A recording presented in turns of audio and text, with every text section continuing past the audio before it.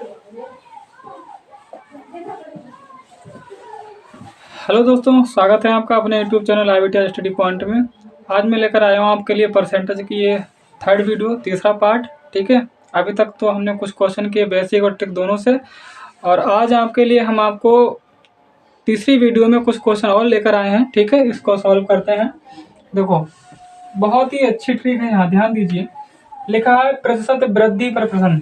जब एक ही बार वृद्धि हो या फिर एक बार कमी हो, केवल एक बार वृद्धि हो या केवल एक बार कमी हो, तो उस पर आपको बहुत ही अच्छी तरीके से हम आपको ये सवाल बताएंगे और बहुत आसानी से निकल जाएंगे, कोई कठिन नहीं होते हैं।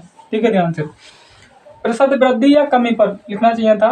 लिखा ऐसे प्रश्नों में वृद्धि दिया होता है और कमी ज्ञात करना होता है, या फिर उल्टा कह सकते हो कि यहाँ कमी दिया होता है और हमको वृद्धि ज्ञात करना होता है। दोनों के लिए एक ही बात है।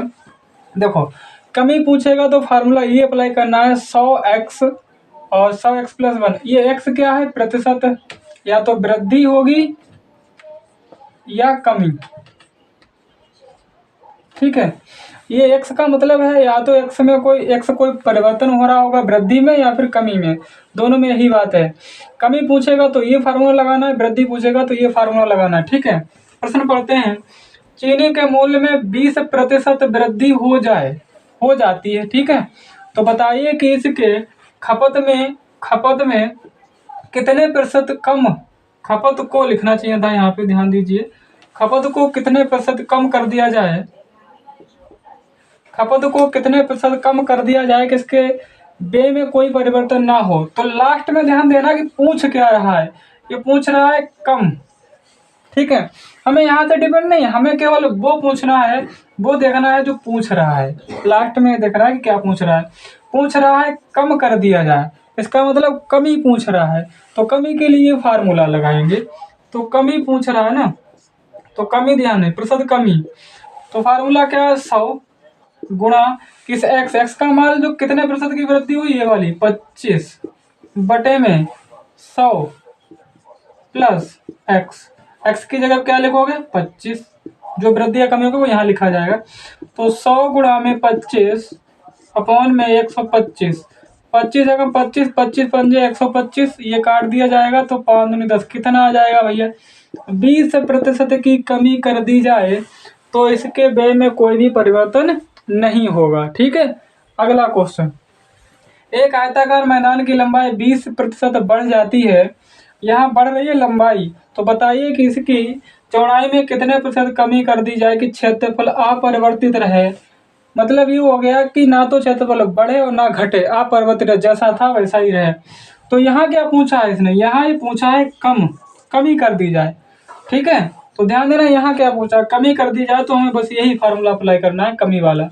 तो कमी प्रतिशत, ये प्रतिशत कमी लिखोगे यहाँ पे। प्रतिशत कमी क्या लिखोगे? 100 गुणा x की जगह पे क्या अप्लाई करोगे? 20, इस समय 20 दे रखा है, बटे में 100 प्लस में x की जगह क्या लिखोगे? 20।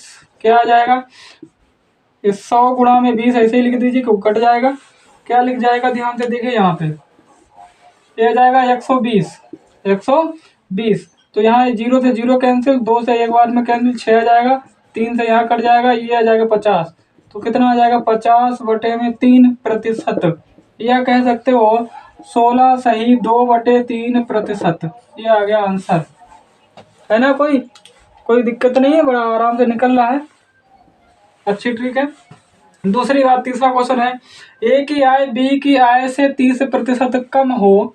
अब यहाँ कमी वाला आ गया, पहले इन दोनों में वृद्धि हो रही थी, देखिए यहाँ से, यहाँ भी वृद्धि हो रही है, यहाँ भी बढ़ रही है। ए की आय बी की आय से 30% कम हो, तो बताइए कि बी की आय ए की आय से, ठीक है, से कितने प्रतिशत अधिक है। यहाँ क्या पूछ रहा है? अधिक है। अधिक का मतलब वृद्धि ही होगी, तभी तो पूछ रहा है अधिक है, वृद्धि हुई होगी। तो फार्मूला कौन सी बात करोगे? वृद्धि का।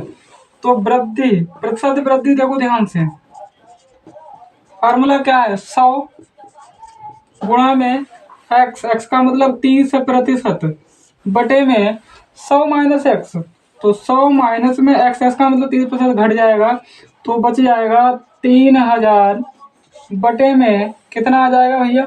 ये आ जाएगा 70। 1 0 0 कैंसिल आ जाएगा, 300 बटे में 7। 300 बटे में यह जाएगा 7 चौक 28, ठीक है। यहाँ 2 बचा, 7 दूनी 14, 6 बचा, यहाँ 6/7%, ठीक है। ये क्या आ गई भैया, वृद्धि आ गई, ठीक है। बात क्या डिपेंड करती है यहाँ पे, अगर लास्ट में देखना पूछ क्या रहा है, अगर वो कमी पूछ रहा है तो कमी का फार्मूला लगा देना, कुछ करना ही नहीं है। कमी पूछ रहा है तो नीचे जोड़ दो, वृद्धि पूछ रहा है नीचे घटा दो, ऊपर 100x दोनों में लिखा है, बस हो गया काम, ठीक है। अगले क्वेश्चन लेकर आते हैं इसी समय। अब लेकर आएंगे प्रतिशत, लगातार आपको दे रखी हो कि प्रतिशत वृद्धि और कमी दोनों साथ साथ में हो तो उससे कैसे हल करेंगे। मतलब एक बार वृद्धि दे रखी हो, दूसरी बार में कमी दे रखी हो, तब कैसे हल करेंगे। या लगातार वृद्धि हो रही है, एक बार वृद्धि फिर दोबारा वृद्धि हो गई, या लगातार कमी हो रही है, लगातार कम हो रहा है फिर कमी हो रही है। मान लिया कि 20% किसी आयत की लंबाई में 20% की वृद्धि हो गई, ठीक है, पुनः उसकी आयत में 20% की वृद्धि हो गई या 30% की वृद्धि हो गई, तो उसको कैसे हल करेंगे, चलिए आगे देखते हैं उसके लिए।